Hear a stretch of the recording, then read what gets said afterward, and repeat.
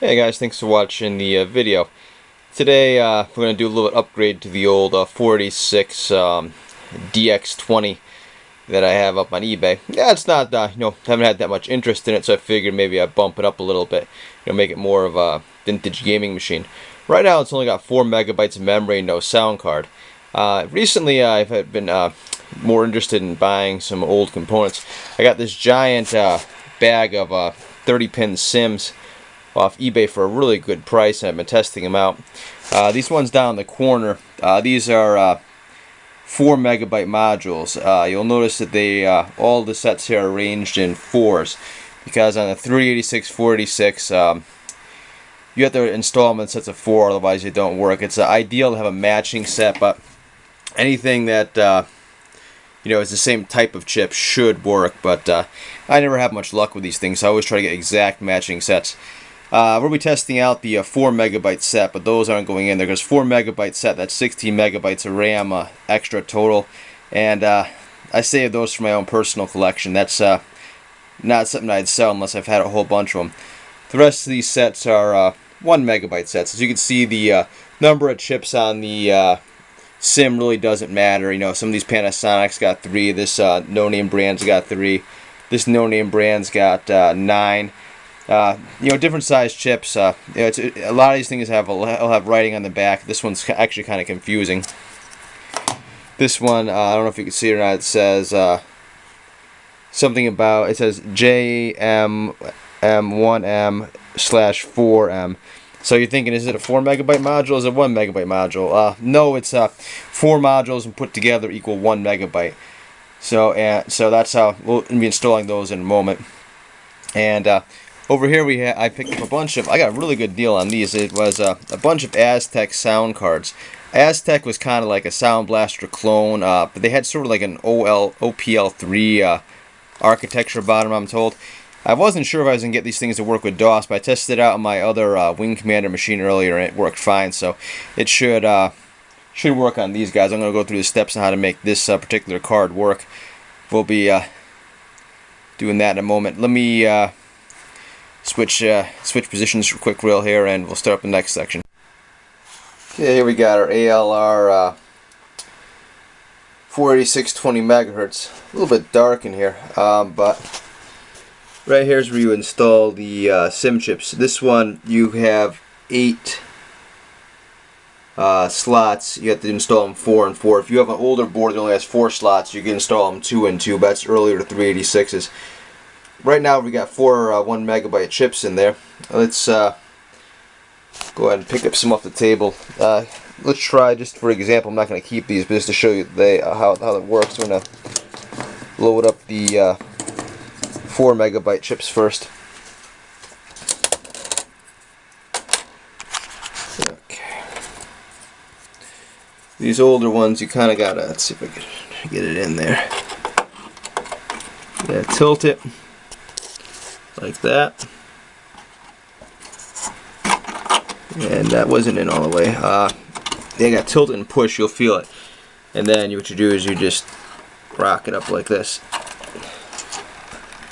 That didn't feel that secure, but I think it made it. See, it's up vertical now. Let me install the rest of them. Kind of just push them in there, and it clicks. Make sure when they're at the angle you give it a little push, because if you don't, it's not going to be seated all the way. You'll feel it feels like a little click on most machines. This machine's actually nice. It's got the metal tabs. Some of these sockets have the plastic ones, and especially as they get older, it's very easy to snap them off when you're taking RAM in and out.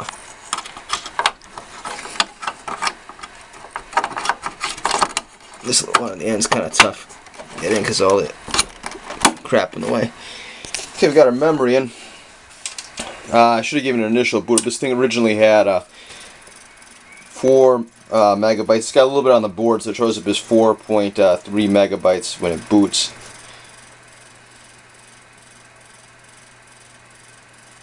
I think I showed that in the last video.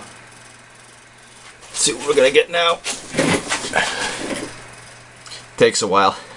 5, 6, 7, 8, 9, 10, 11, 12, 13, 14, 15, 16, 17, 18, 19, 20.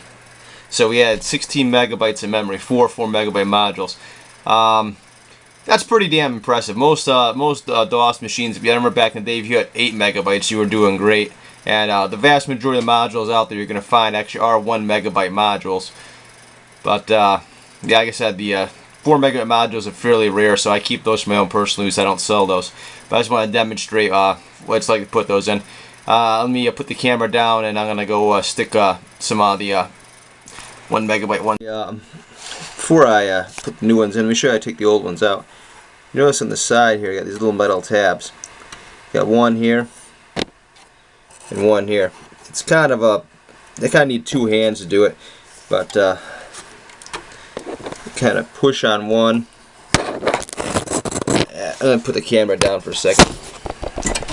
Push on the other, and it kind of just rocks back like that. Wish I could show you. I don't have a tripod or enough hands. It is kind of dark, but it kind of just you push on the tab here and the tab over here, and it'll just work its way back. Then you just kind of give it a little pull, and it comes out. Okay, so I decided I'm gonna go get a little better quality memory in this unit, even though I'm selling it. You know, I have plenty of 1 megabyte memory modules. Panasonic made some excellent modules back in the day, so we're gonna upgrade our 48620 with these modules. You know, I know someone's gonna tell me, oh, I should be doing this at a static sensitive workstation and all that stuff. You know, where's my strap? And well, I'm just a hobbyist, and this stuff's 30 years old. If it survived this long, it's see, that's an example right there of why it's a lot easier to install these with one hand. The module went a little bit crooked there, so now I'm gonna have to free it just once. Well, I got the modules in. Unfortunately, I wasn't able to record while I'm doing it. In order to make them seat properly, I had to push my thumbs on the corners and push them in while I tilted it. Otherwise, then, you know, one corner or the other would pop out. So it wasn't a one-handed job. Let's go turn the computer on, see if these will work. I tested them earlier, so they should be fine.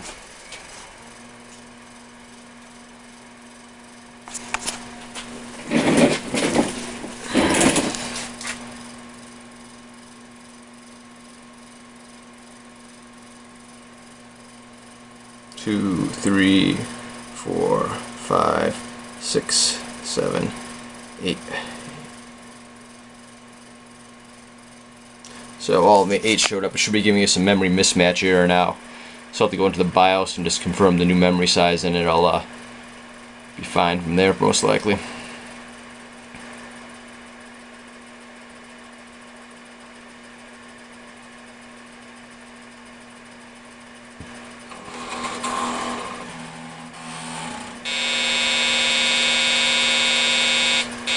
Yeah, these ALRs, even when you, man, I hit the F1 key to continue. It's going to probably give us an error next time I boot the computer up, but I won't bother showing that in the video. High-MEMS testing extended memory modules. Should check out fine.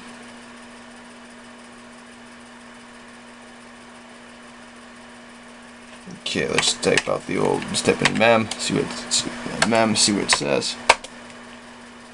MEM, let's see, yeah, we have total memory 8.7 megs and 611K base memory. So this is working good. It should make this computer run a little bit better, you know, having a little bit more memory. I'm going to go plug the sound card in next and install the drivers. Let's see if we can get it to make some noise. I went and grabbed my light that I use for my eBay pictures, and I brought it in here so you can maybe get a better picture of the inside of this motherboard, so you can see the 30-pin memory slots. And also added the AZTECH Sound card. It's got this weird triangle shape. I don't know if they're trying to be stylish or cheap, but whatever, it is what it is. Also, in the time since I was recording the last segment, I transferred Wing Commander and the Windows sound drivers from my other machine over the network. Gotta love that 10 base T Ethernet card. Real helpful for transferring files. Over in the floppy drive here we have our AZTECH AZTECH drivers. I could have brought them over the network, but I already have them on a floppy disk, so why not? Let's get this thing booted back up and get those sound drivers installed.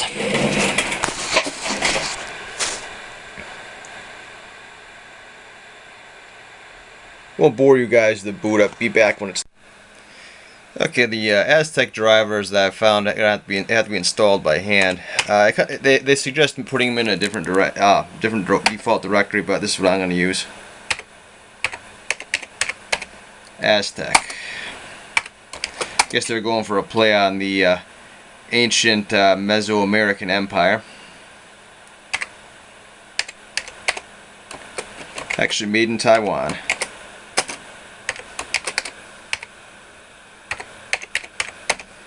Get those files copied over.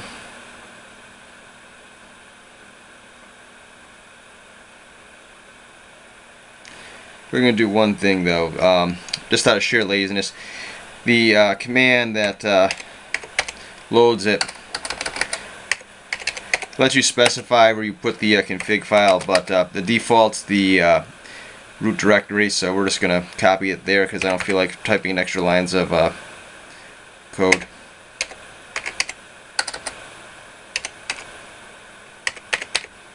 So if you want to do it the lazy way like me, copy it to the oops, did that wrong.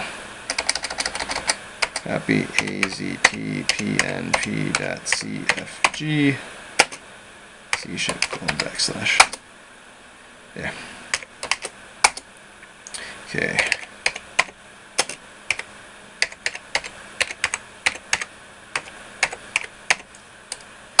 And we have to add a couple lines to the AutoExec bat to make it work. Just a little note that for some reason I was playing around with these AZTECH cards on the computer. If you try to load the AZTECH Sound driver after your NetWare drivers, which are right here, it sometimes crashes the computer. So just as a precautionary measure, make the AZTECH drivers the first thing you load. I made myself a little cheat sheet.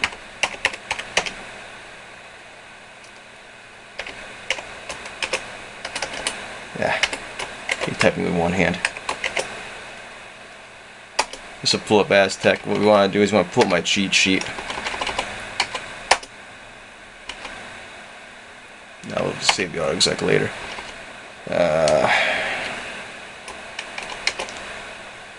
Copy these two lines. We'll edit them out as needed. I'll show you in a second.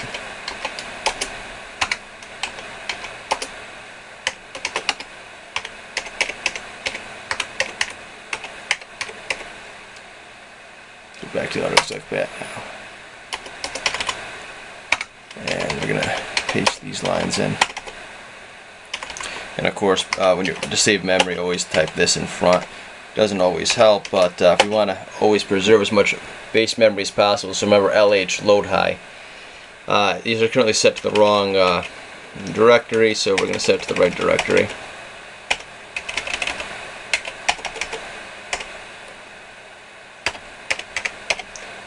AZTECH and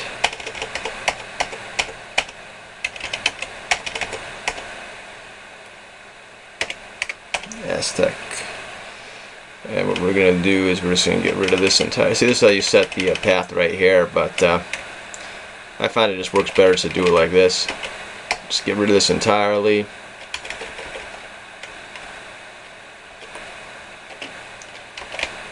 The first top one's a driver, second one sets the sound level. Okay, so let's go real actually, I want to do one more thing too, since we'll be doing Wing Commander. We want it to work as nicely as possible. I'm not going to show it on video, but I'm going to set the I'm going to run. Yeah, you know, actually, some of you guys might have seen this before. It's a program called MemMaker. Not the most exciting thing in the world, but if you want to change your computer's memory settings, it's pretty simple, straightforward way to do it. It's going to ask you this one question: do use any programs that need expanded memory. EMS. EMS is a form of a memory that never really caught on, but Wing Commander and Wing Commander 2 use it. So if you want them to work properly, you have to gotta enable it. I mean, it'll run without EMS, but it just runs like crap, and you lose a lot of features. So, but on the downside is if you install EMS, eats up more of your base memory, which could be a problem for some programs. This computer itself has plenty of base memory, so you know, I have it optimized pretty well in the startup there, so it doesn't really eat up a lot of it.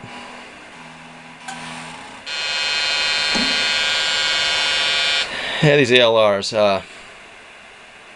Oh, it's left a disc in there. Get that out of there. Okay, so now it's booting back up. It's going to have to do it twice though, because we ran the MemMaker program. It's going to boot up once, ask if everything's okay. But in the process, it should also initialize our sound card, which it just did there. You see the little line just went by. So it looks like that's cool. It didn't lock up the computer, which is always a plus. I don't know what it is. When you run the NetWare, config first for the AZTECH driver, it sometimes locks up the computer. That's just friggin' annoying. So yeah, MemMaker is going to reboot. It's going to give us a little report, and I'll get back after that. This is pretty boring. You guys need a lesson on MemMaker, just ask me. I'll help you. Okay, the computer booted back up. Let's check the memory level. Let's see, we have EMS, extended EMS 7.8, and it didn't eat up too much of the base memory. So actually, weird, it actually went up. I don't know how, but yeah, we have 612K base memory now. Okay, I'll take it. Let's go see if we got some sound.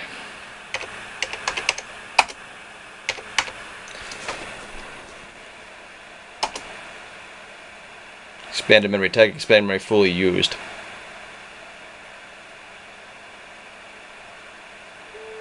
Ah, look at that. The music's working.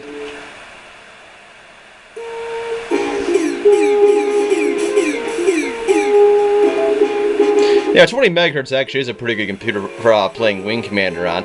I usually play on a 40 megahertz myself, but it's a little bit fast. You can see it's definitely running pretty well on this. I'm not going to be able to play Wing Commander one-handed or anything, but let me give it a go. What is the rate of the Rollari? You know, I am such a nerd, I remember this. 18,000. I'm glad I asked you what I remember, because a lot of them I have no idea. I won't let you play the game without it. And there you have it. Wing Commander. It's got sound.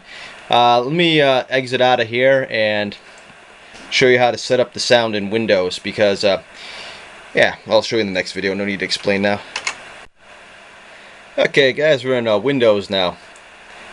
The AZTECH, as far as I can tell, they might have made a Windows driver. I can't find it though.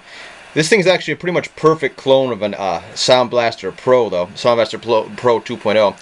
So if you get to copy the Sound Blaster Pro 2.0 drivers, should work just fine. It worked fine on my other computer. I haven't tested it out here yet, so let's give it a go.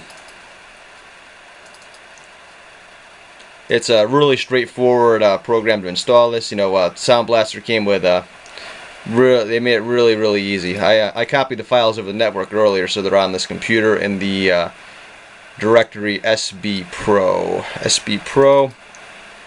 and then you go down to, we're looking for a file called Win something or other. Win setup. Let's go like this. This program set up the Windows 3.1 drivers and applications for Sound Blaster. This that sounds a little broken English, like I wrote it or something. So it installs these programs, and then it asks us to restart Windows. With any luck, we'll restart Windows and hear some noise.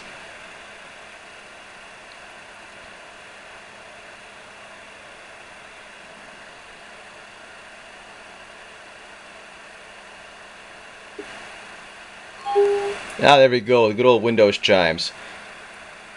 The sound card is working. Like I said, almost a perfect rip-off of the Sound Blaster Pro. Get a little Windows ding. But of course, you know, for all you nostalgia guys out there, I know exactly what you want me to play. I'm doing it right now.